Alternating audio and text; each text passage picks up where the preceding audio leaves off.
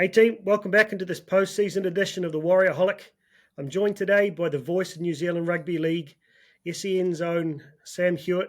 You'll know him from the commentary, passionate commentary throughout the season there. He's on the afternoons with Staffy there as producer and also on Wednesdays running it straight with Tony Kemp. Thanks for coming on, Sam. Great to have you back on. Very good, my man. Very good to be here. Looking forward to chatting. Thanks for popping on, mate. I'm sure the energy levels are a little bit low there after a really busy weekend there, flying over to Brisbane at the last minute, getting up for the boys and the disappointment of not making it through to Sydney.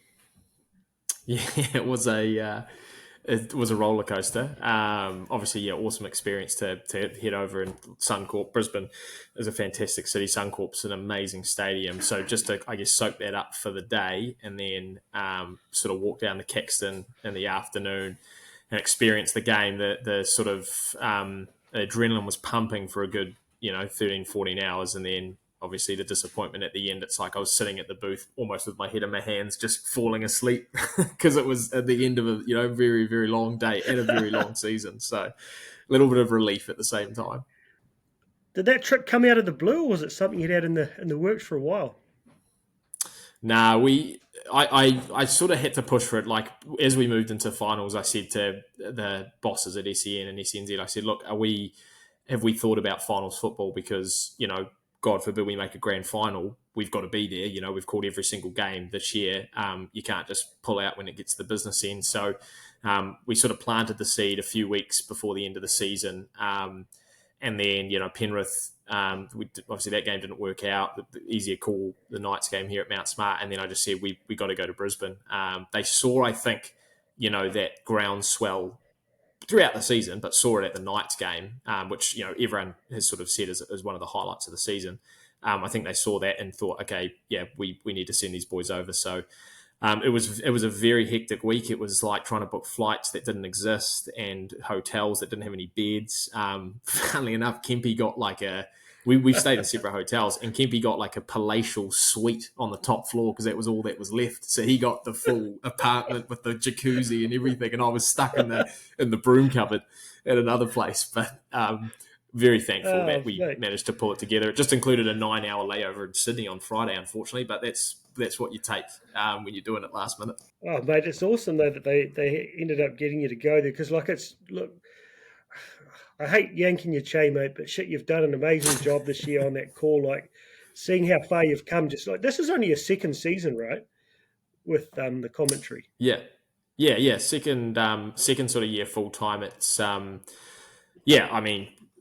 feel incredibly lucky and I'm very, very grateful that I guess SENZ gave me the opportunity. But then that the season developed how it did, and we were able to ride such a high. I think part of the credit for me definitely goes to the Warriors for making it easy for us. It's a lot harder to call a team that's down the bottom and not winning games, especially energy wise. So I'm very grateful that it was actually a good season. But still I think still a lot to learn, and like I obviously feel very humbled when people say things like the voice of rugby league, because I certainly feel like a beginner compared to people that have done it for years and years. And I guess just got lucky that in the second year I was heading up to Suncorp, whereas some commentators probably wait 10, 15 years before they get to call games like that. So very, very lucky.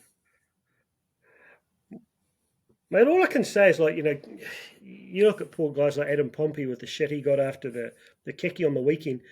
Kiwi Rugby League fans are not one to yank someone's chain when it's not worth it, and I'm pretty sure they'd tell you quite quickly because, there was the odd guy giving you a bit of shit when you first started out there, but because I felt like you're a mate, having followed you through Staffy's show for so long, I had to kind of felt like I defended you at the beginning, but this year it's just like it went to a new level, and I guess it's like anything they say, 2 years in a job, you find your zone, but the biggest disappointment for me was I watch on the Fox live app that I use because I can't get Sky if I go to Japan, and you can't sync the two together.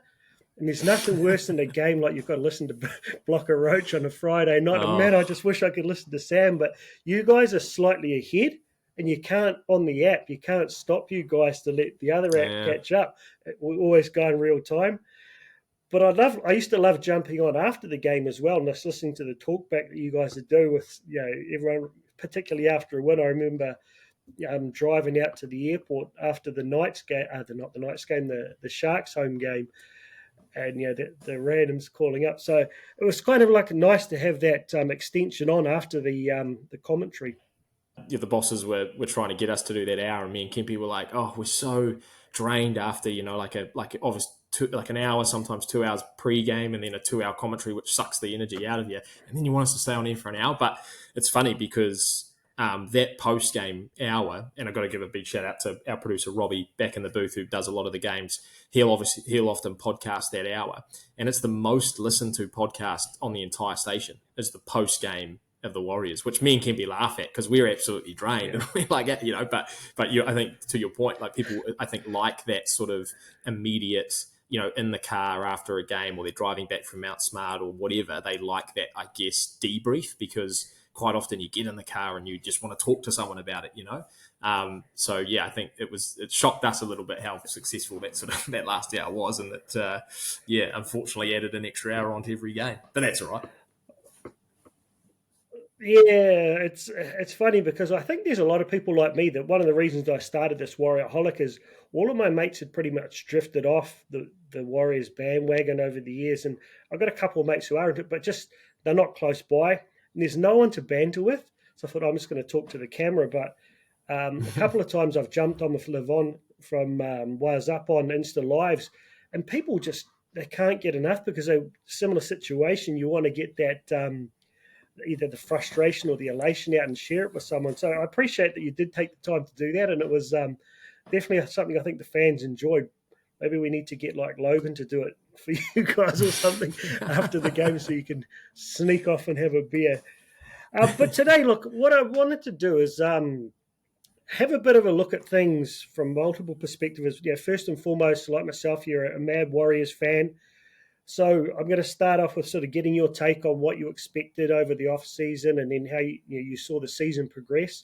And then I'd like to sort of get your thoughts after that on sort of how you observed the growing or the emergence of the Wise Up movement and the whole sort of bandwagon once things started to go well, and then probably wrap up with what you think we might need to work on heading into 2024 to be a bit more competitive.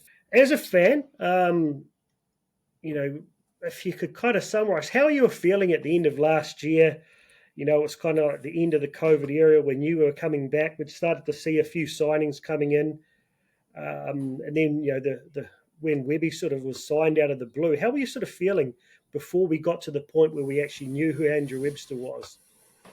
Yeah, well, it's I can easily talk to you about when we started learning about Andrew Webster. Pre-Andrew Webster, it's funny because what the Warriors have gone through, not just over the last couple of years, but I guess over the last 10 years. And I think we've had eight coaches over the since we made that grand final in 2011. So I guess we saw the signing and there was just that trepidation, that almost roll of the eyes that, is this going to be another one of these Warriors things where we couldn't go out and get a head coach that has experience and that's actually decent. We've gone for a guy who's never coached before. It just seemed like one of those classic Warriors moves. And in a way, and look, it was great that he was coming out of Penrith. And obviously people had sort of huge raps on him, but at the same time, and I feel like the example that I use is I feel like, it's like a guy or a girl who's had their heart broken one too many times, and then the next person comes along, and you just you try and protect yourself by not getting too excited, because you've been let down so many times before. So I think that's how I felt. I was sort of like, okay, and the signings as well. Obviously, I talk a lot about this. I have over the last couple of weeks when people have talked about how good Marata and Jackson Ford and Dylan Walker and all these guys are, and I said, people need to remember we've got quite short memories, particularly Warriors fans, but I think Kiwi sports fans have really short memories. Like these guys, when they were signed, people were like, we were asking like, why are we going after Dylan Walker? This guy's an aging who can't get a starting spot on the Manly team. Jackson Ford doesn't even play first grade, neither does Chance. Like there was sort of these, like I said before, these classic Warriors decisions that you thought were going to come back and bite us. Not that I always go into a season with a high amount of positivity. I always look for, the reasons why it'll work. But I guess after COVID and everything that had happened, I did sort of put a stake in the ground. I remember actually saying at the time, and I get along really, really well with Cam George, and I really respect him. I think he's fantastic. But at the time, I put a stake in the ground, and I said, look, if next year doesn't work, heads need to start to roll, because we're using this COVID excuse. We're using what's happened over the last 3 years as a reason why it hasn't come together. And now we've made all these decisions knowing that next year's different. If it doesn't work out, these people that are making these decisions need to fall on their sword. So thankfully for Cam, he got it right. Mate, it's interesting because I remember Marata as the first one.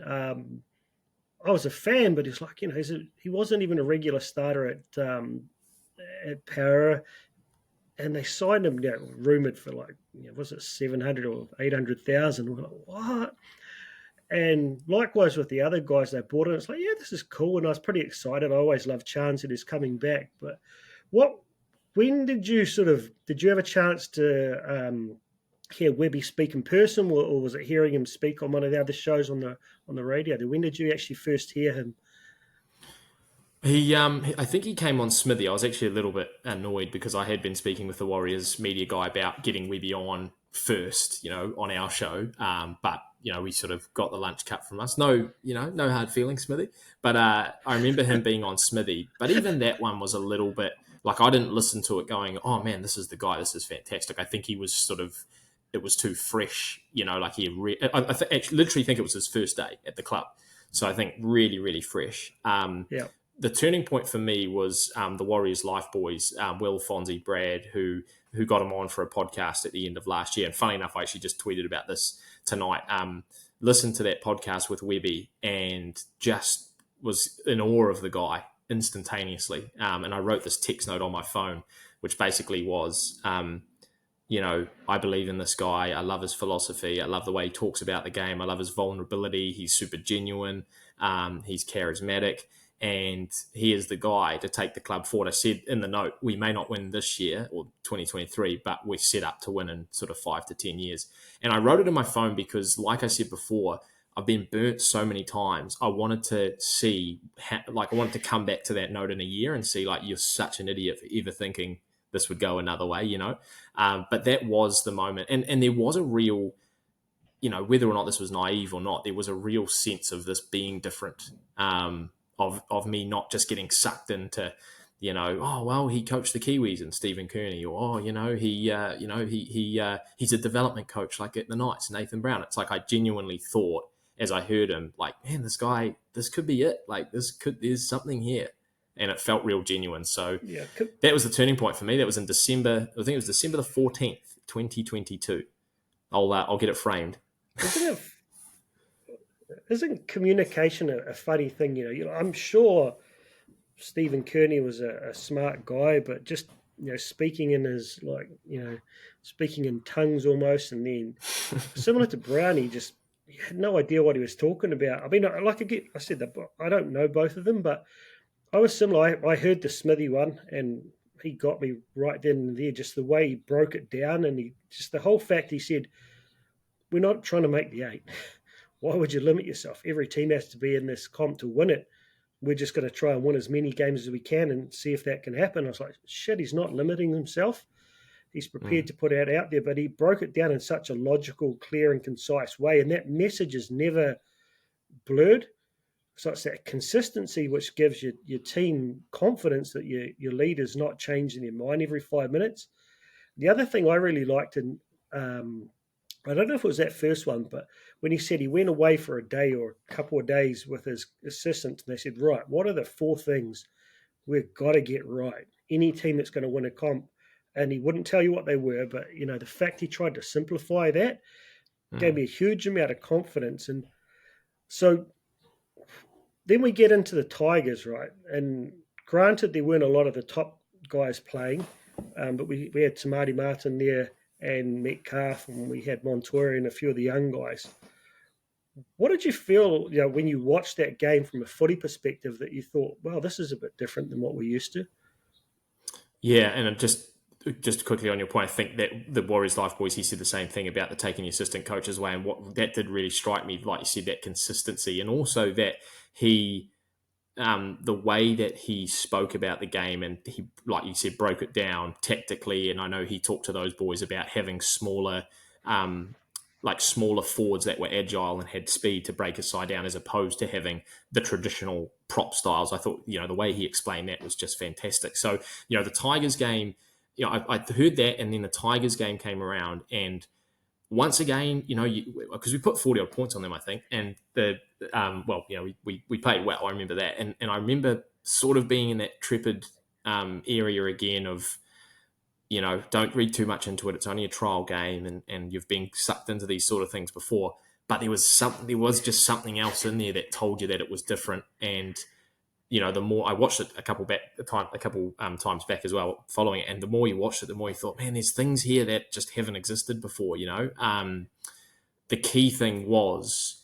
for me in that first game, and I know we'll talk about this in a bit as we move through the season, the fact that even when things didn't start going their way in terms of there were some errors, some bad penalties as well, some piggyback penalties, that in the past would break a Warriors team. Particularly over the last 10 years, those sorts of things would completely change the momentum of a game against a Warriors team, and often the heads would go down, the attitudes would change, they'd start to get lazy defensively, and then you sort of see them bickering at one another, and it just didn't happen.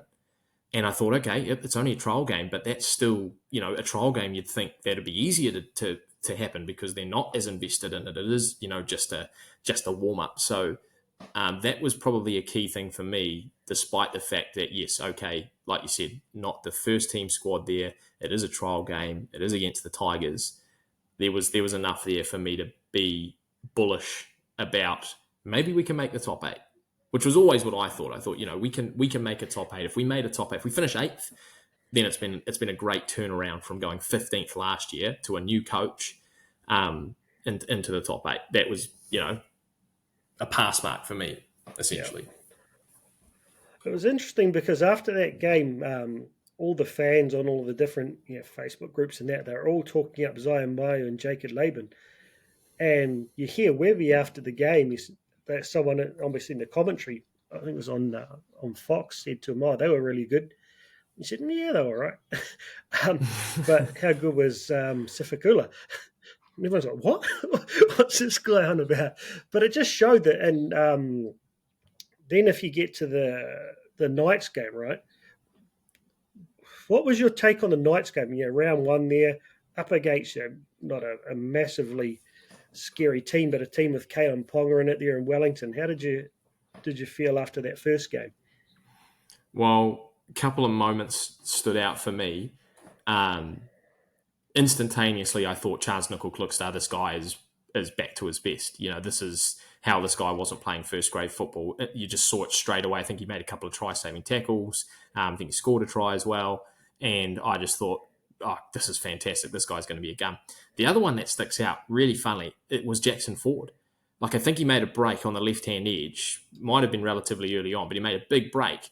And I remember looking down at my commentary sheet, because obviously at that point in the season, you don't know, you're not really versed on who's on which side and what number they're wearing and all that sort of stuff. So he makes this break and I'm looking down and I'm like, Jackson Ford, and I'm thinking, who is this guy? I did obviously know the background, but I didn't know him. And he makes this break right up through the middle with some speed and pace. And I thought, who the heck's this guy? So that's funny. That's sort of stuck with me from game 1, that was Jackson Ford announcing himself to the Warriors fan base, and he never looked back. It wasn't like he just had this one-out game and then fell off the boil. He really stood out. So, funnily enough, those are sort of the two things with Chance and Jackson Ford. But I once again, it impressed me that there were moments of that match where we were on the back foot. They scored first, right? They scored in the first 5 minutes or whatever. And I thought, and everyone, when they scored, everyone was like, here we go again. This is the same old Warriors. And you can almost hear the size. Yeah, I was one of them. You can almost hear the size around Wellington Stadium. And traditionally, the Warriors would go into a hole. There were some penalties. There were some knock-ons. There were all sorts going against us. And I think at one point as well, they were right on our line for a good, 5, 6, 7 minutes, a bunch of sets, and we were able to hold them out. And I just looked at those moments thinking, okay, this is a different team. This isn't like the Warriors of the past.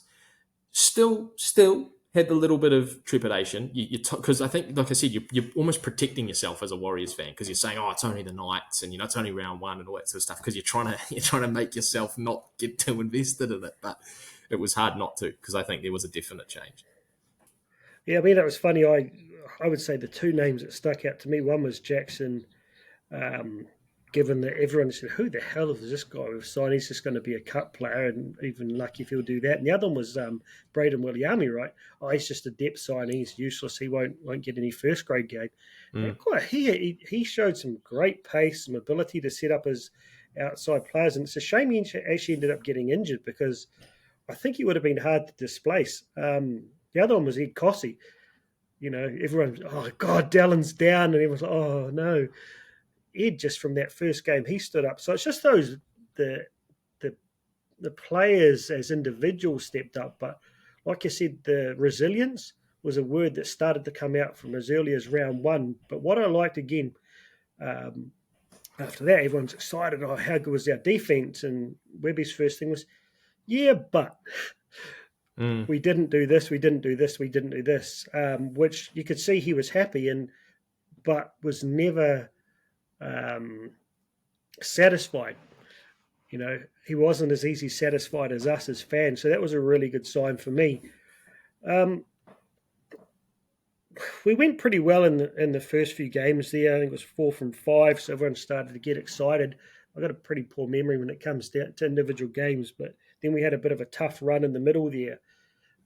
We were particularly against the Easts, the Storm, then East, and then the Panthers.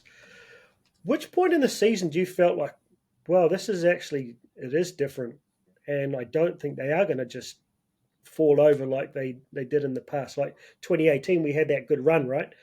And then all of a sudden, you could just things. I think it was fitness that got them through that year, but there was a certain point where I thought, this is not just about us being fit.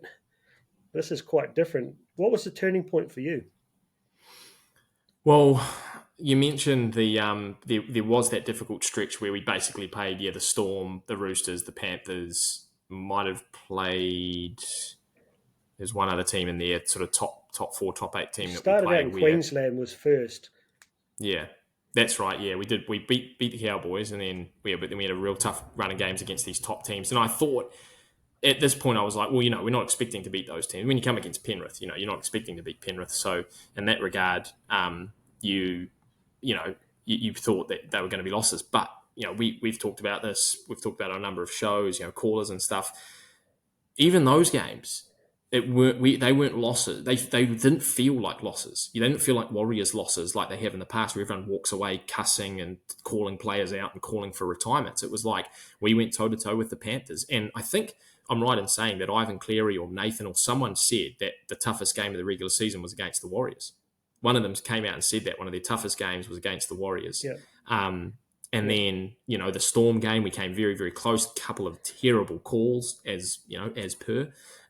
So it felt like you walked away from those games being like, injuries. Okay, but this is and injuries. Yeah, you walk away from these games, you're like, okay, we lost, but like, did we lose? It didn't feel like we lost. And then I think the turning point for me, first of all, the comeback against the Sharks, because that is season defining in so many ways. Not only is it like character defining for a season in terms of, okay, you're down by 20 odd points and you come back, but it was almost like, if you don't win this game, you've got no momentum heading into your next run of games, which there were a few tough ones in there as well. It just felt like that was the real shift, not only in the season but also in my thinking of this team's different, because like I've said 10 times before, Warriors teams of old would have gone into the shell and we would have had 50 points put on us. That game in the first half played out very, very similar to the last 3 or 4 years, where teams would then go on and score 50 or 60 points. So that's what it looked like, and we were able to come back and win it. And I think that was like, okay,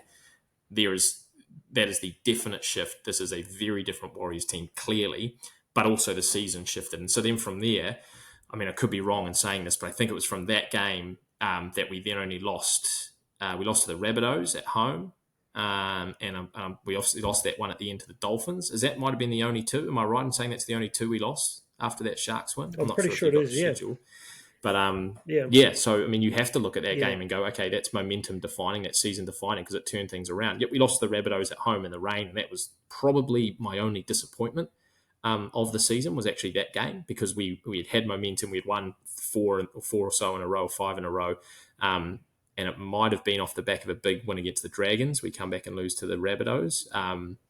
And we just didn't even look like we were in that game, and the game plan went to crap. It was a terrible night, rain coming down, and Cody Walker put on a clinic, and Sean went missing. So it was the only disappointment really in the regular season, was that Rabbitohs game.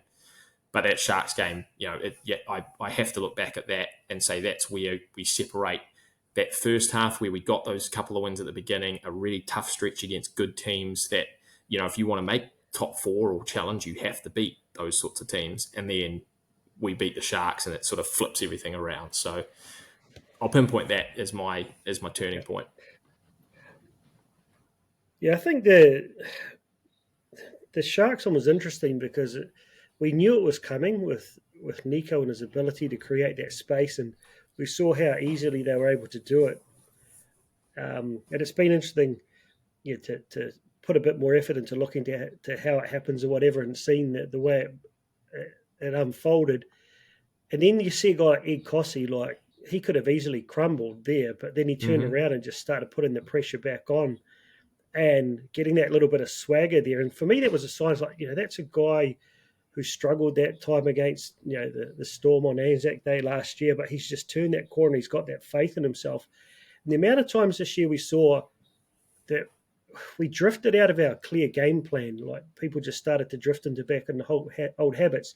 They're going at half time, and I don't know what we would say to them, but they just come back out in just a completely different mindset and just simplify things, and then we'd end up blowing teams away in the last 20 minutes, which was so un-Warriors-like. Probably the Sharks, for me, was the first sort of, wow, this is different. Then going to Canberra for Croker's 300th, then dealing with the emotion of that, having guys like Ali come in for debut, but just being clinical there. And the other one is probably the performance against the Sharks again at home, where I felt like that was the first time they really put on an 80-minute performance. Those three games will always stick out in my mind, where you just see the progressions. And when you get to about that point, say around the Sharks home game, what do you think, in your opinion, can you pick what those 4 points were that Webby said that they went away and focused on? Oof. Well, or even reflecting on the season when you get to now? I'm going to make them up, okay, from my point of view, because I know Webby's a lot smarter than me, so they're going to be a lot more. They're going to be a lot more esoteric. But from my point of view, the first thing for me is Warriors have always been a confidence team, and getting a coach that understands what Warriors culture is and what it means to be a Warrior doesn't just mean, being able to communicate with a player on that sort of level. It's a confidence thing. You need to instill the team with the confidence to be a Warrior, to play for the Warriors. And in the past, I mean, you're talking about Ed Cossey there and that sort of thing. It's a confidence thing of being able to bounce back if you've had a bad game, or the confidence of if you're in a hole, you're able to come out of it. And Webby, to me, that solely rests on Webby's shoulders. He's the guy. And you talk to all the players, they say he just gets the best out of you. And that, to me, was point number one, the difference. Because, and I think it's going to be great for 2024, because now we're going into 2024, and I don't think we've got any fear of Melbourne. We don't have any. I mean, yeah, look, you're always probably going to have a little bit of fear of Penrith, but we don't have any fear of Melbourne. I feel like after Saturday against the Broncos, we're still going to wash that away, and we won't have any fear against them. And it just didn't feel like that in the last, sort of 10 years. It's like you'd go into games being like, oh my gosh, we're going to get killed. You got a sense the players thought they were going to get killed. And that's been reversed in 2023. So I think bringing back the confidence to the team and the players would have been a big thing for Webby, because I feel like a lot of the players and the club itself had lost that. I think another one would have been connecting to the fans, and that's not just on a, making sure you're signing autographs after the game and doing media and that sort of thing, that sort of stuff. I think it's giving back to the fans by by performance. All the whole time I've sort of been working in media, all you've heard from Warriors fans is, I don't care if they lose as long as they put the effort in and put everything into 80 minutes. And I think that comes back to the fans. Like Webby would have said, this is about making the fans proud. It's about making the club proud by giving everything you have to this team, and making sure that these people that are coming to show up to the games can be proud of the team that they support. So I think that the connection with the fan was a big one. The third one is I mean, it's an easy one, but I think defence was the obvious thing. So that was a marked change in 2023. We all know that they went from having the worst defensive record in the NRL last year to having the second best or third best alongside Brisbane and Penrith, which is remarkable. That is a remarkable turnaround, because defense is not easy to teach. I mean, you can put superstars in a team, like the Broncos are a good example. Right. You can put Reece Walsh in, you can put Adam Reynolds, you can put Ezra Mann, and all of a sudden you start scoring 40 points a game. But you can't turn those players into defensive machines like overnight.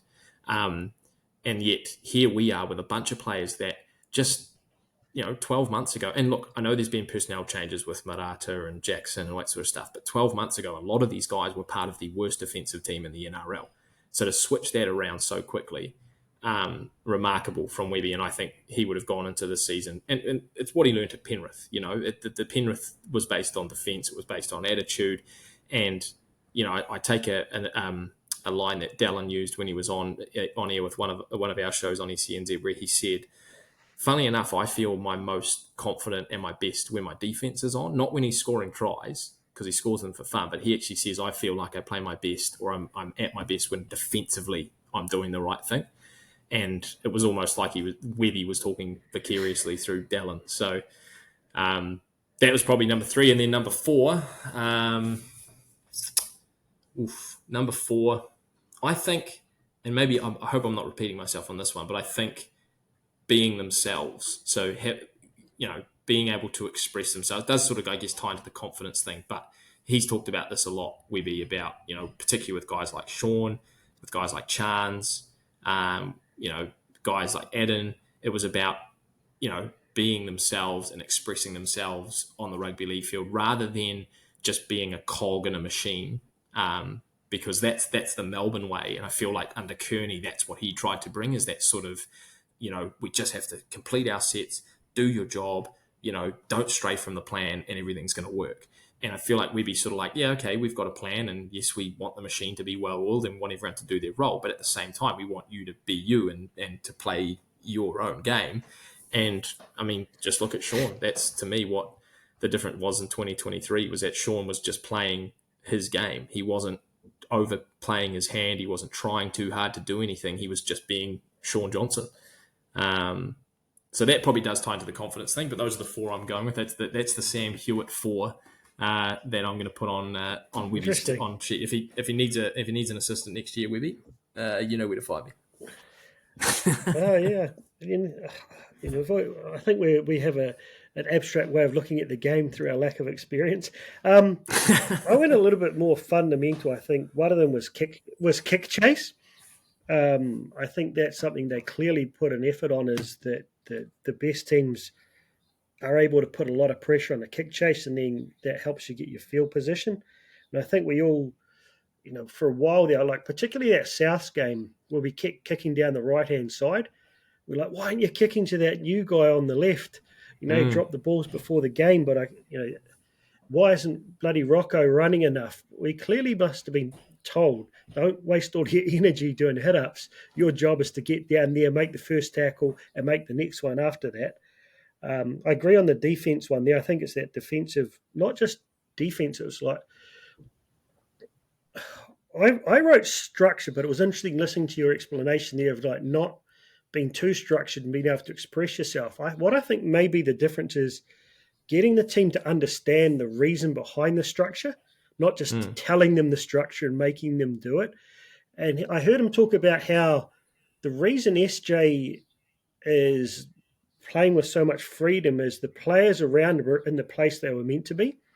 Yes. And I'd love to go and observe a training, because I remember when I talked to Chance, like I was asking you, what is it that Bunty does that people aren't seeing? And he said, you guys don't understand that there's so much about where you need to be when you're not on the ball, which impacts that. And I think those are the kind of things is getting and Ed Cossey said it as well, he's so detailed that for once they actually understand how the different parts move together.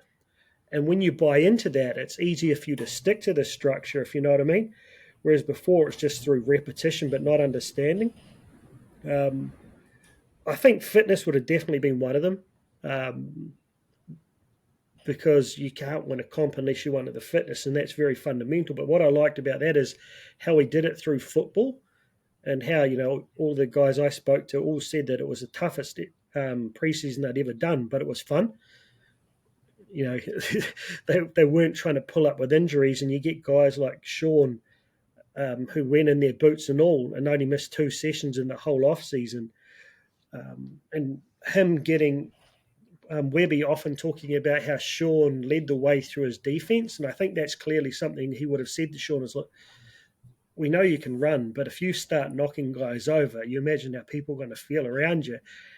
And the first time we saw him do that, start putting shoulders into second row as being the first guy to hit, not waiting for Marata to take the impact and then coming in and flopping. He was getting in there. So, but I think all of those things can only happen if, like you said, is the confidence and the culture to understand why you're doing it. I wonder how many of those. The 7 or 8 we got. How close we get? We'll probably never.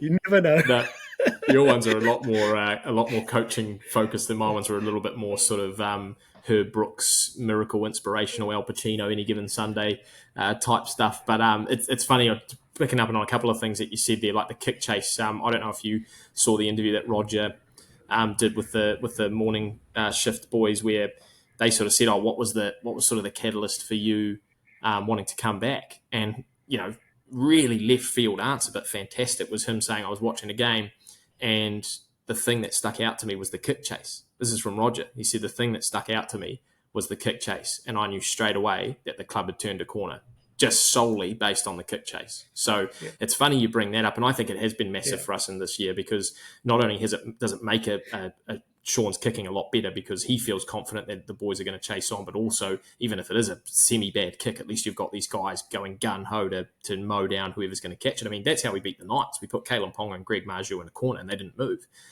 So the kick chase thing is massive. And then in terms of everyone being in the right place, this is something Kempy and I talk about quite a bit as well. Like, Sean's tackle efficiency in this year, he tackled at 90%.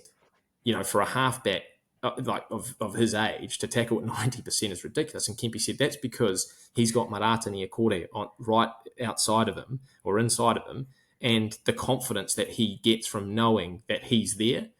You can't underestimate that, and that's one of those intangibles that you're talking about. We probably don't see it, but him on the field, he knows that he's got this guy inside of him or outside of him, and he's able to trust them fully, and that gives him this massive boost. And you're bang on. Every player you talk to say Webby just knows how to explain and break something down to you so that you get it straight away, and that is a very unique and I think desired thing in a coach. I wonder if he's dyslexic, mate. Not being funny. Razor Scott is. Robinson is. Yeah, and I am. Yeah, right. So and I am as well. And I think the people I coach, they're like, how can you simplify something so complicated and make it seem so easy? And I think it's being dyslexic. One is you look at the world differently, but I don't deal with convoluted. So it just comes, and it's not a joke. It's maybe he has got something like that allows him to do it, because it's a very unique ability to, like I said to Ed Cossey, for example, he doesn't. How's a polite way to say this? He doesn't seem like a scholar per se. And I said, was it overwhelming initially? And he said, bro, my brain was hurting and I was taking so many notes. But once it made sense, everything clicked, right? So he's able to put it in a way that if you get it, you can apply it, rather than this is why I try to teach people the difference between teaching and coaching. So many rugby coaches, I think, are teachers where they tell someone to do something. A coach is a person who empowers them with the ability to comprehend it and apply it, right? So I think that's I would love to be a fly on the wall. And a good mate of mine, Dave Dillon, who's on the Highlanders coaching staff, he got to spend a week observing him. And I'm like, oh man, I'd just love to pick your brain and hear all the details, but I'm not sure how much you can share. But yeah, so we think that we've got the 4 points. We're starting to progress, but if you, and I'm not going to get into too much of the whole season because there are other things I want to cover, but if you look back, what was it that about the way the Warriors played footy in 2023 that you enjoyed the most and gives you like the confidence that this isn't a one-off? Ooh, well, I could, yeah. I mean, we just talked about the kick chase. That's probably a big one. Do you know what? I'll give you a bit of a different perspective here because as a commentator, last year was a real struggle because you were commentating games that they were getting thrashed and or they were losing, and quite often you felt your energy really drained when you were just calling these real sort of nothing sets where they might go 20 meters and nothing happens. I mean, that almost never happened to me this year in 2023. So something that really impressed me was just their ability, no matter what they did in a set, to actually do something. Even if they only went 20 meters, there was a good kick at the end of it and a good kick chase, But more often than not, we were getting meters. That's the key thing, right? Most sets were getting meters through Adden, through Tohu. Then obviously it would start with the back three, but then we'd bring in Adden, we'd bring in Tohu. There was quick footwork at the line. We were making meters every single set. And that's extremely exciting, not only as a commentator to commentate, but as a fan to watch, and gave us great field position. So the work in the middle is probably a good way of talking about that. I think we dominated the middle this year. And we've always said that the Warriors, we've got one of the best packs in the comp, or, we've quite often said that. But this year it really showed. And Wade Egan obviously is a big part of that too. So I think the way we dominated the middle is a fantastic platform moving into 2024. It gives Sean the ability to do what Sean does. He's able to have more time and space out the back. That creates all sorts of options. And then that kick chase. We talk about defence as well. That to me, and I know we're going to talk about this a bit later on, that the edge defence is probably the thing that needs to get fixed before next year. But if we tidy that up, the defence is nearly flawless. You know what I mean? We're just getting exposed on the edges towards the back end of the season. Like there's sort of 5 games leading into the playoffs and then obviously against Brisbane and Penrith. But you fix that up, man, and defensively, I think we're in a great position. So there's a couple of things I think that I sort of would have picked up across the course of the season that tells me in 2024 those are the platforms that were laid that will propel us. And then bloody hell, throw in Roger and Chanel, and all of a sudden, it's money for jam. Yeah, it's interesting. I love listening to someone like, as you explain things, it gets my brain percolating as well. And probably one of the things that excited me the most and excites me as well going to the future is I felt like everyone was in every game for every minute, even though we might have lost, but he had a way to switch everyone on, and that so many of those guys were playing career best footy, regardless whether they were Ed Cossey when you've just played a handful of games last year, or a guy like Dallin who's experienced but had gone through a trough, SJ. So he could get those guys up, and everyone who came into the team, look at Kalani Going and Roach when they came in on a losing side, they both looked like they were meant to be in first grade, particularly Kalani Going. Like, I always wondered, is he big enough? But he, up against a very solid pack in the Dolphins, he stood up and delivered. So that you weren't seeing, like, obviously when you lost Sean, that made a huge difference, even when Tohu was away. But generally it was next man up is something that we haven't really had in the past. And like you say, like your definition was every set something was happening. For me, it was just we were in it for 80 minutes. I couldn't accuse one player of not playing for 80 minutes, which is something I was really keen on. So I'm going to switch tacks now to getting on to the whole. Obviously the team evolved and it's easy to get behind them, but I think we saw, maybe we see it in the past, like with the World Cups, like for the Women's World Cup for football or whatever it is for cricket. When we have a domestic World Cup, people can get up for an event and get very passionate and you get the whole country behind them. But to sustain that momentum as a fan base and grow every week throughout a 27-week season plus the postseason. From your position in the media here, so you've got the talk back, how that sort of changed, how you felt like you could watch the crowd from above every week, the way they sort of started to find their voice, or just being particularly in Auckland, the man in the street. How did you feel that fan engagement grow over the season? Mate, like, get the Netflix crews, get the university scientists, studying it, because in a way it's unexplainable, what happened in 2023. But I just continually am gobsmacked with just the momentum that rugby league built, or the Warriors, but rugby league built in 2023. So, we'll talk about the media side of things first and foremost. Like I said to you, the post game show on a commentary is our number one podcast across SENZ. The videos we put out on YouTube, the league ones get the most clicks and the most views.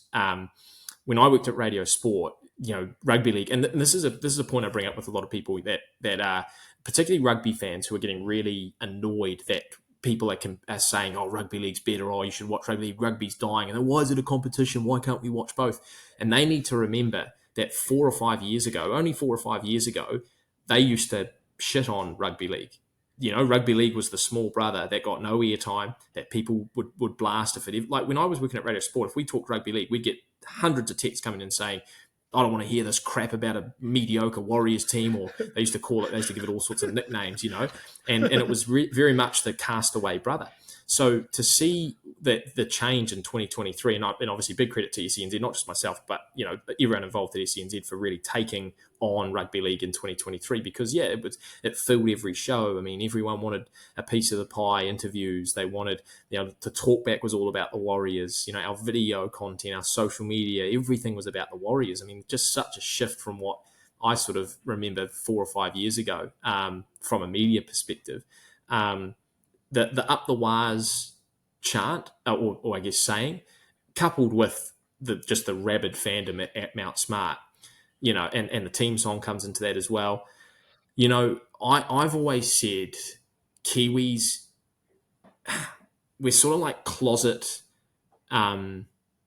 what's the word? We're like closet fanatics.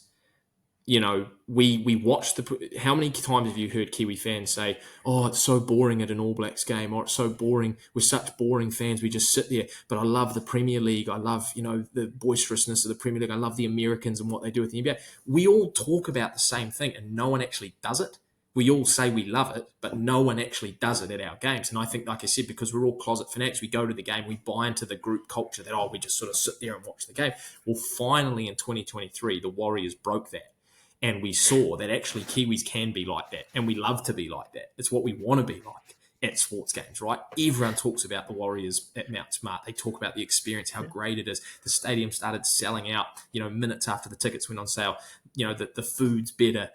You're closer to the action. And all of a sudden, it's this self-fulfilling prophecy that you go to a Warriors game as a boisterous fan and you get involved. And we need much, much more of that in New Zealand sport. But it's a credit to the Warriors for bringing that out. Once again, in a way, unexplainable. Why did that happen? Who knows? I mean, yes, winning makes a big difference, but a lot of it's organic. The Up the Waz thing, no one really knows where that came from, but it came from somewhere. A big credit as well to the social media team at the Warriors. I know a couple of the boys who do that, because they have killed the game in 2023. I mean, they have the best social media team in the NRL, hands down. The content that they've been producing, I think, as well, has helped grow that massively, as well as everything the Warriors have done on game day and the way they've interacted with fans and the media and everything like that. It's all built this massive ball of momentum that just couldn't be stopped, and so much fun to be a part of that, both commentary wise and also doing the shows and that, because you feel like you're riding that journey with the Warriors and taking all those fans, helping along, or doing your part in a way. And just like you are, like all you boys and the great podcast stuff and the content that you guys have been doing, it's sort of like you're taking people along on that journey as well with you.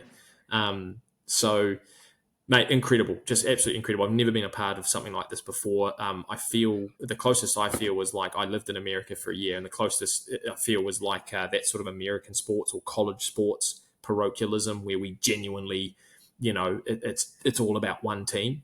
In New Zealand, quite often with like Union, for example, if you're looking at Super Rugby, it's like you've got your team, but then if the Blues are playing the Crusaders, well, we don't want the Crusaders to win, so I'll go for the Blues. And if the Highlanders are playing, we sort of want them to win because they haven't won. They're pretty terrible, and we want them to win. I mean, in the NRL, it's the Warriors, and it's the only it's only the Warriors. So yeah, awesome, man, just an awesome year and unexplainable in a way. I want the scientists to dig into it and find all the reasons why. But I've been trying to rationalize it for the last 27 weeks. It's funny because I felt it as it went, and I've always been one of those fans who's tried to get it going, like I've tried in the past to get chants going, particularly in Wellington's a really dire place that no one chants or whatever, and it never really worked. And we had a bit of a voice in Wellington there. It was pretty good in Napier, and then I got to the Sharks game, which was very vocal, but I'm just sitting there wondering, what was the game? When did they start playing the team song? And I wonder if that's when that really kicked off the singing side of it. Yeah, the song actually came quite late. Like I want to say maybe the Manly game. So it was only like the second or third to last home game that they decided to play it. So it did come late in the piece, and I think at that point the momentum had sort of already been built. But it did take it to another level. I think you're right in terms of the noise and the singing and fans really, becoming that, like I said, that fanatic. So another brilliant move from the club. Did you hear when the Manly game, the first time I really heard them with their Warriors, instead of like Warriors, dun dun dun. And that started in the Manly game, and it literally went for about 2 or 3 minutes, and it was echoing around. And I really loved that because it was something just a little bit different than the key was always like All Blacks, dun dun dun, Hurricanes, dun dun dun. And that started that game before they actually played that song. And I never really clicked that they would actually play that song at the end if we won. I don't know whether they would have played it if we lost a home game. But then when we get to the Knights game, it was so easy to get chants going, and there was the singing, and there was a group of us. We were in the east stand down towards the south end, and there was a group of about 20 guys there that somehow managed to get tickets together, and they had a bunch of chants like they were doing the John Cena hamburger, or was it cheeseburger John Cena one. They had a couple little chants for the players, and then they'd start the team song maybe 5 or 6 times during the game. And it took off so quickly. And I got a couple going there, like they'd hear me and they'd do it. It was just so cool that it seemed like it was going like this. But then when you hear it on the radio, particularly the radio, not the TV, you can just hear the noise never stops for 80 minutes. So it really did peak in that Knights game. And I just hope that it was a coincidence that we'd found our voice and that was our, we did it. And I hope it continues next year, because I feel like that's going to be such a point of difference in the NRL, because you were at Suncorp, right? Was that crowd anywhere as near as consistently noisy during that game?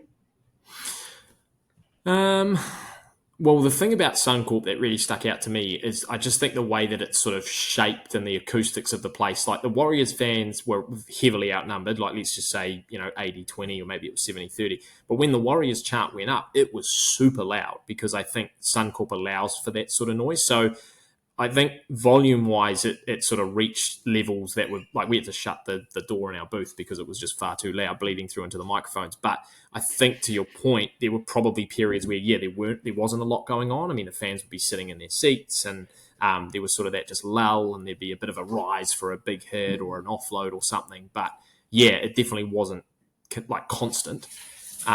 Even though I think the Aussies do a better job of that anyway, like they sort of naturally are able to be more consistent than us. But I think for sure the Warriors, I mean, they had the best home crowds in 2023.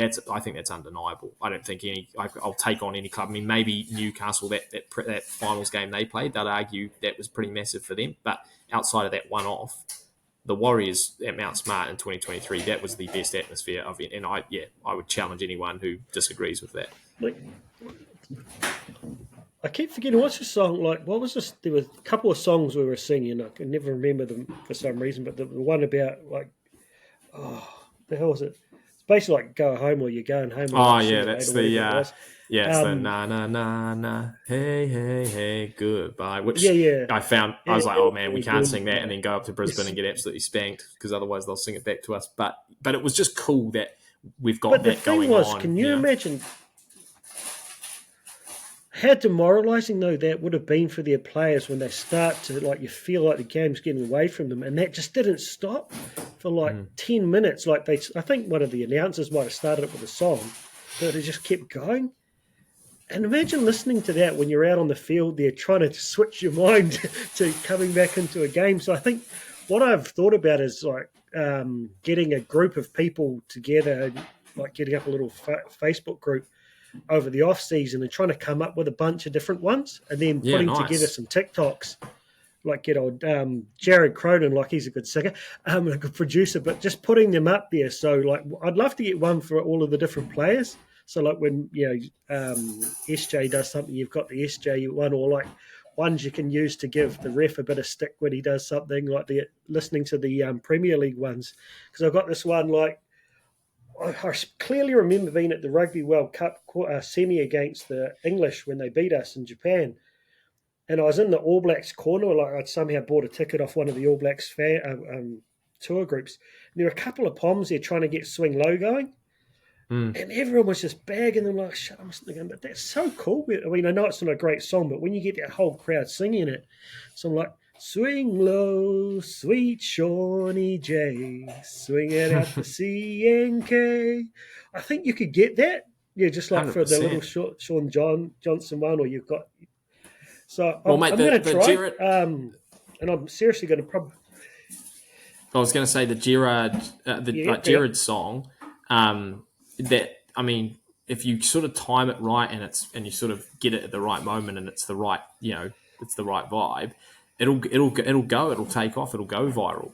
Like Gerard's thing was fantastic. He just hit that at the perfect time of the season where everyone was starting to get up and the up the wires was really starting to go. Oh, And then mate. throws a classic tune to it and it went viral all over the country. So I think it's an awesome idea, and I would But it love just for that starts to to drop. take off.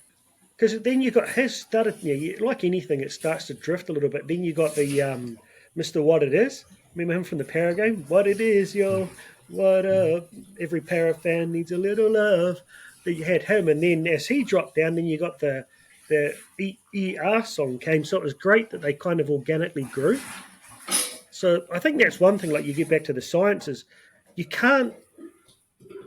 I think you'll find that like you said, the social media guys in the club would have had a lot to do with it, creating the atmosphere and the things they did through the social media. But it just grew organically to the point that It did. my 10-year-old daughter, right, she's never had an interest in any of the rugby sports, and she started to get more and more curious, and she'd start popping in. For the last 4 games of the year, she sat down and watched the whole game. Like she came to the pub and watched the game against the Panthers and watched the whole game, even though we lost. And then the next week of the night, she sat down on my iPad and watched it by herself, even though I wasn't even at home. And her friends would be up the wires, and she's got the flag on the wall now. That's They're, awesome. they're the ones that no one's really captured for a long time. And like the spy women, you got these guys. What are they? They must be like around 16 to 18. That's building that new generation of what do you call it? The hardcore Warrior fans, because up until last year, it was guys our age, the 30, probably 35 plus. I'm sure, I'm assuming you're about mid 30s or 30 somewhere, but You're I'm flattering 50 me. now. You're That flattering. been here since day one. Yeah, well, it's and actually That interesting. Interesting you it's mention really it captured them. because yeah, Kempy and I were actually talking about this.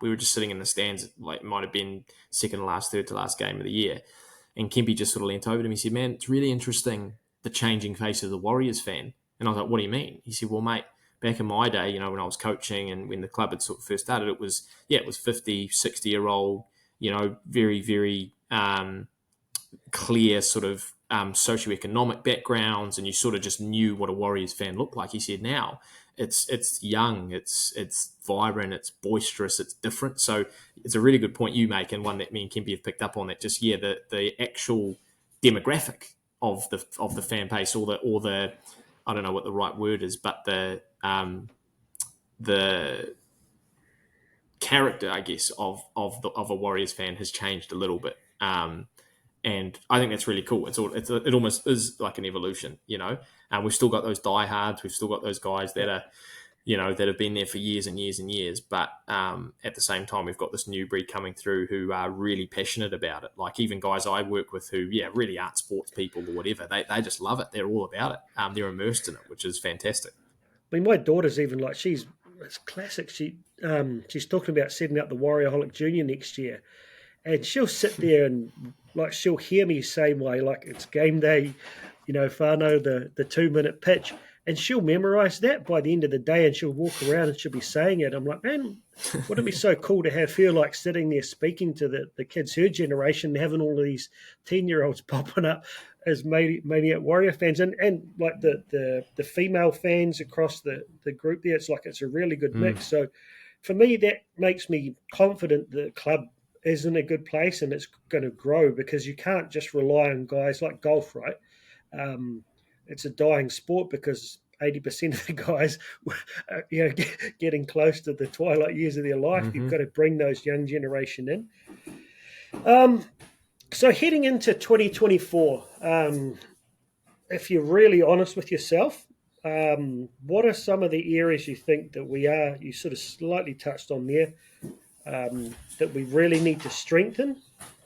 And is it something you think is just through applying new layers to what Webby's introduced, or do we still need to try and go out and maybe bring in a couple of players? Because I'm mindful, you mentioned you felt like we're in a 2-year window because of the SJ and Tohu Harris factor, maybe retiring at the end of the next year. Is that something we need to try and recruit to really have a genuine go next year? Yeah, really, really tough position, I think, for Cam and Webby and Cappy, because like you alluded to, I feel like that window is sort of now, if they want to push now. And Cam said as much. We asked him that question. We said, has the window become available? And he said, yeah, it has. And that's why they went out and got Roger. Roger is we are trying to get something now before we have to go backwards a couple of steps. So that's what Roger is.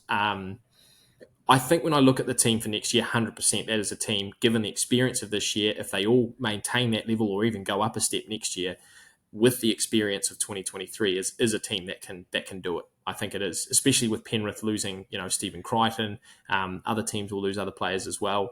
I think we definitely have what it takes. But there are things probably, you could argue personnel. I think it's more just coaching, that edge defence. So obviously Dallin and Marcelo have a tendency to pinch in at terrible times when the ball starts coming out wide. A lot was made of that left defence, which of course included Adam Pompey. As much as I think he improved in 2023, as much as I think he's got he's got a great head on him and he's got good potential, I still think defensively that left edge was completely exposed in the last 5 games and through the finals. So Roger's he's going to add something to that. He's gotten better defensively at his time in rugby union, certainly from what I've seen at his time at the Blues in Auckland. He's gotten much better defensively, so hopefully that translates into league. And whether or not you have Ali Lautoa, I would have liked to see Ali play some of those games at the back end when he became fit, just to see if it made a difference. But I know that's not really Webby's style.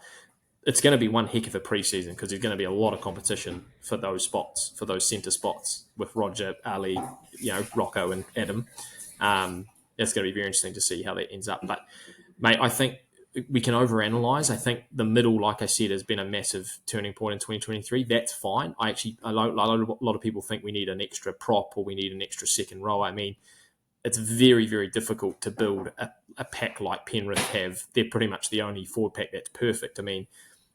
Brisbane come close with Flegler and Haas, and then obviously Jordan Ricky in the back row and Paddy Carrigan. But we're not that far off. Eden, Marata, Tohu, Mitch Barnett, Wade Egan, who I think should have won Hooker of the Year. So I'm fine with the middles, and I'm fine with Sean and Tamaiti, and we're going to have Metcalf back from injury. So, we knew how lethal he was. Chance is obviously solid at the back. I literally just think that edge defence is what let us down towards the back end. It was both edges, but the edge defence is what let us down in the back end, and I think that's If I could just fix one thing, I think that would make a world of difference next year. Probably the thing I look at and I still think it's layers, and whether it's just style or the way you play it. I feel like the Panthers and the Broncos both run a lot more aggressively into the tackle, whereas with AFB and Tohu, they use footwork. Mm-hmm. And I think it worked a lot of the times, but when you came up against those really fast, momentum-based packs, that's what we struggled to kind of counter a little bit. So I hope they can come up with a way to do that. Um, and I feel like you forget how good RTS is until Monty posted that edit of RTS a couple of days ago. You just see him, yeah, that's definitely brings us an X factor. Mm. And the other centre there, like, did you watch you probably wouldn't have had a chance with your commentary. If you can go back and watch it, it'll probably on the New South Wales Cup Facebook group. What was the game? Against the Raiders. Against the Raiders, that finals I think game. it was against the Pan. Yeah, that Ali Leotoa he played like Latrell Mitchell or Tommy Turbo when he was playing. That he was all over that park, Mm-hmm. and he's only 18, right? So I don't know if you want to rush him in, but I just feel like he's going to be a genuine X Factor player. That if you've got your X Factors at centre, you don't need your wingers to be X Factor, which is kind of what they've got at the Broncos, right? Because they get a lot of their try assists and a lot of tries and a lot of meters through their centres rather than their wingers. So I think it's just about Webby finding his style, and maybe there is one more recruit, I don't know, because I think we'll have to change the way we play when Tohu retires because of everything he can do. And I think Sifakula showed enough to me in his games when he went back to Cup, when he came back from injury. That boy's a level above everyone else in Cup. So, yeah, I'm really curious to see. And I think you're right there with the defence there, that if you don't get those tries, then you're not chasing the game. I don't think we necessarily are that team that needs to score 50 points to win a game. But and I like what we did this year, scoring 2 or 3 tries back to back.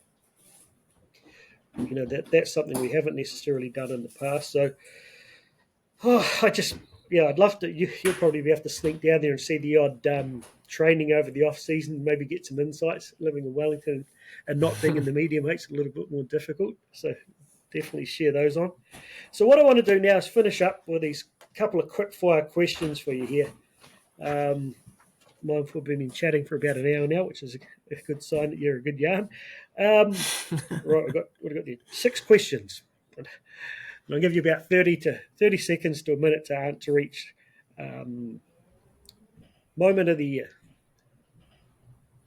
Yeah, I go left field on this one because I know everyone talks about the Sharks game. My moment was the Sean's field goal against the Raiders back at home because, yes, we should have never let them come back into the game with those 3 tries in the last 10 or so minutes. But the ability to hold on and the story of Webby coming down to the pitch and saying to Tohu and Sean, what's the game? And Sean and Tohu just waving him off saying, mate, we got this.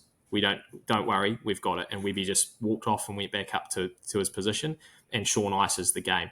Just love the atmosphere at Mount Smart, love the moment. It secured us top 4 at the time, you'll remember. And so for me, that was definitely my highlight.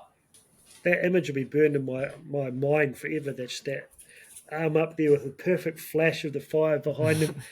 Awesome. Right. Number 2, game of the year. Ooh, that's a toughie. Once again, people are going to say the Sharks, but I will say the Knights. Probably more performance of the year because you talked about playing for the full 80. That was the most complete performance, I think, of 2023. Almost flawless, really. Attack, defence, it had everything. Sean's kicking was fantastic. If only that game counted towards Dally M points, he would have absolutely smashed Kalen Ponga. But and also just the fact that it was at Mount Smart. Everything came together on the night. It was a beautiful night in Auckland. It was a sellout. It was finals football. It just couldn't have been better. So that's both match and performance of the year for me. Yeah, 100%. Up and comer of the year. Now, I've got a real soft spot for Ali Leatoa. He played one game against the Raiders, but it was Jared Croker's 300th. I haven't seen a Warriors debut quite like that. He dominated a guy who was playing his 300th NRL game, dominated him, and looked like, to your point about talking about some of those other New South Wales Cup boys, looked like he belonged in first grade from the moment he stepped on that pitch. Which is funny because you got Tane Tuopiki, who played a number of games at fullback. Obviously got Metcalf sort of playing his first, I guess, rookie year under the Warriors. Sifakula, you've mentioned as well. All fantastic, all have a lot of potential. But man, I've got a soft spot for Ali Lato. I think he's going to be, and that New South Wales Cup game as well, I think he's going to be a phenomenal talent. I just can't wait to see him starting in that position week in, week out. And it's tough for me because I'm a big fan of Pompey and Rocco as well. So, unsung hero of the year. Ooh, unsung hero. Oh, that's a great one.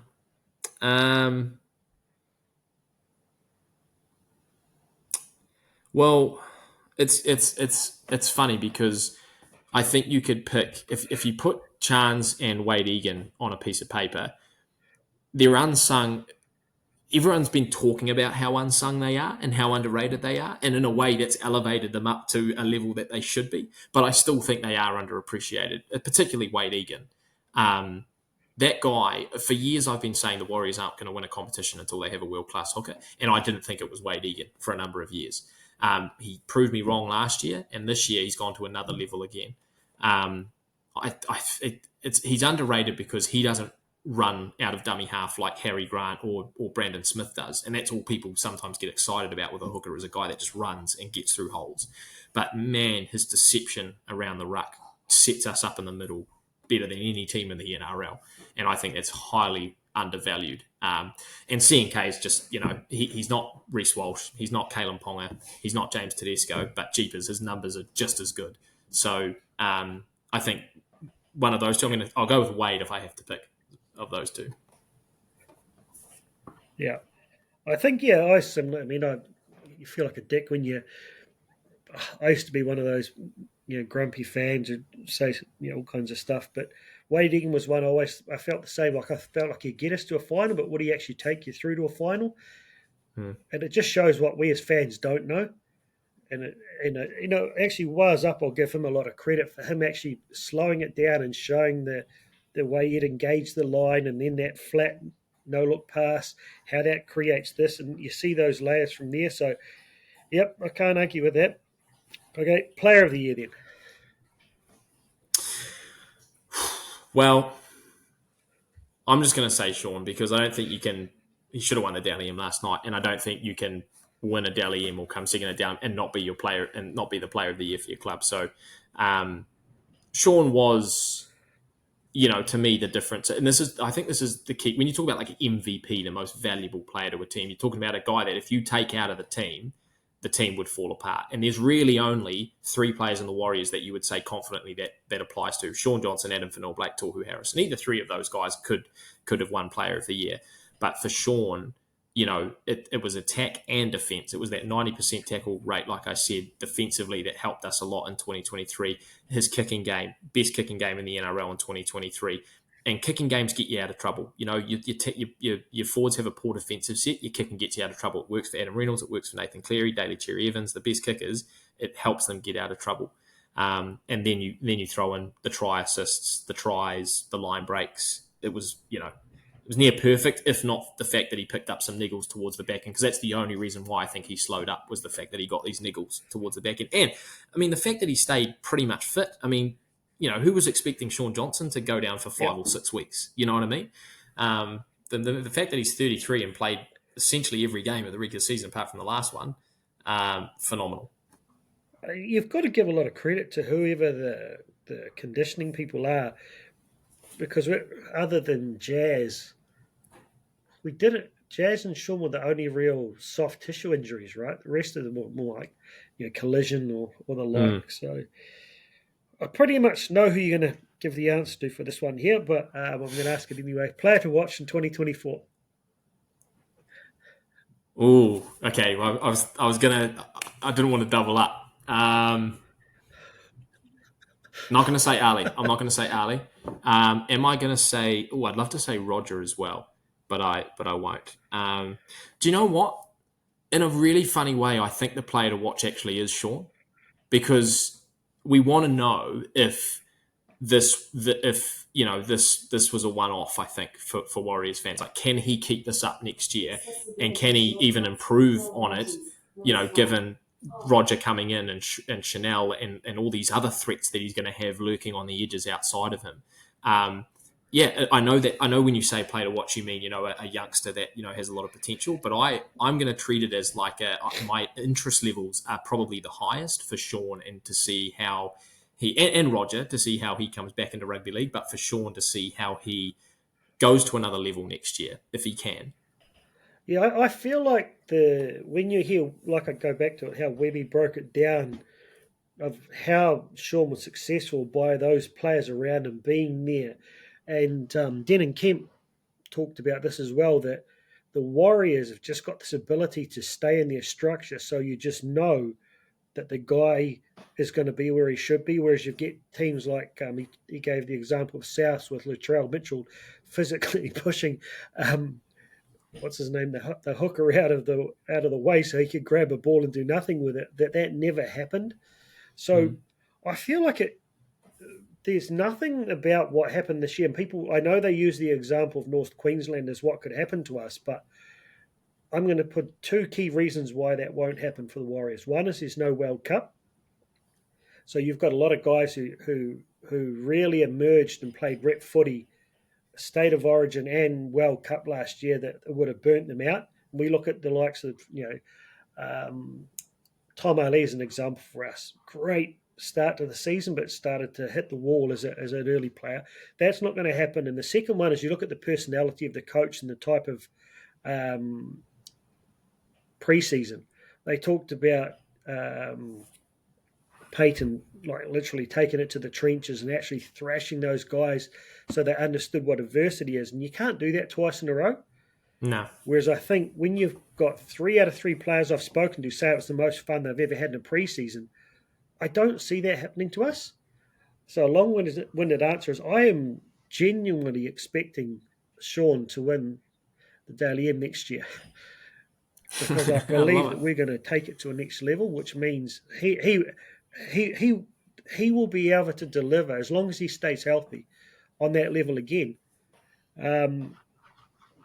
Because I don't feel like this is 2018 revisited. This isn't 2011. We've built something now. And we've got 4 junior teams that are going to continue to feed this. And you look at how many of those cup guys are just itching to get in there. There's probably the one area of concern for me would be prop, because we don't have a lot of depth there. If Adam goes down, you're screwed. I think Tohu, we've got ways to develop around that. Tohu and SJ right now. Adam and SJ, right? So exciting times for man. You deserve a good break now. Like you mentioned, you've got the Rugby World Cup and stuff to deal with, but I think the emotion of are you doing the commentary for that? Are you? Or? No. We're not commentating it. Yep. So very early morning. I seem to be getting all the graveyard shifts, which is probably understandable because I'm low down on the pecking order when you put me next to Scotty Stevenson and Daniel McCarty. But yeah, been doing the early morning games. I've done pretty much all the Aussie games. Did the Fiji Wales game, which was awesome. One of the games of the tournament that was fantastic. I did Australia Georgia. Learning the Georgian names was, it's a lot. You realise how much you value watching NRL week in, week out. All the players just by face, but when you just have 23 names in front of you and you've never seen them before in your life, it makes it a lot more difficult. But probably not quite as emotionally draining, I guess, because you put your heart and soul into that Warriors commentary, but I guess you probably wouldn't be the same for a World Cup. So it gives you kind of a chance to chill a little bit there and give the brain and body a bit of a rest and build up for next year. But it's been an outstanding year, mate. Be proud of what you did. You're a huge part of getting that up, Waz Up movement going. And for those people who can't afford the likes of Sky and that, to be able to see the pictures through your words, your ability to paint that picture, the emotion, but also the content you guys did with with running it straight, to getting out there, asking us for our questions, asking the coaches and things, the things we wanted to ask but would never have the chance. So we really appreciate that. And thanks for coming on the show. It's cool to kind of talk to the stars directly. Get and out of get it. a chance to do what a lot of the fans would like you're doing for them. I ask you, mate. I look forward to it, mate. I'll see you at round 1, no matter where it is. If it's in New Zealand, I don't know if I'll fly to Perth if we're playing over there. But I'm seriously looking at buying a season ticket and trying to get up to every game next year, even though it costs me about $1,000 a game. But very much worth it. So thanks for your time, my man. Enjoy the break. Have a wonderful Christmas, and only 6 months till round 1. Oh, mate, I'm already looking forward to it. And obviously, thanks for all your kind words and your support, not just for yourself, but all the people listening and tuning in. It's the community that's made it what it is. It's not what we have done. It's the fact that we've got so many passionate fans tuning into Running It Straight that are sending messages into the commentaries and listening along. That's really what builds it, not what we do. So love having you on board, mate. Love what you do as well. And beers on me, mate. Round 1 next year, wherever it is. Yeah, let's do it. Hopefully in Wellington, so I don't have to travel up there. Okay, that's it, guys. We'll see you back with another couple of previews. Next week, we'll be doing a session, hopefully with Waz Up and Warriors Fan TV for a bit of a rating of the players in 2023. Thanks for joining us.